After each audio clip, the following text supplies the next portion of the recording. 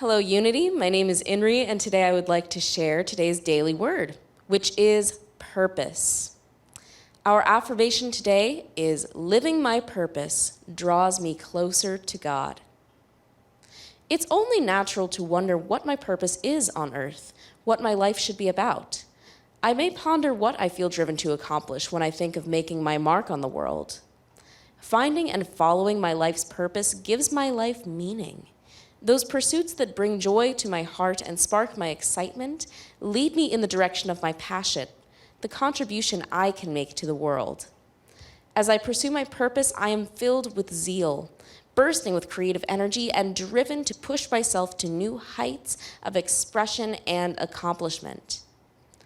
God is with me at every point of my journey. Through the work of my hands, the words from my mouth, or the love in my heart, I celebrate the glory of God. And today's scripture comes from 1 Corinthians 10:31.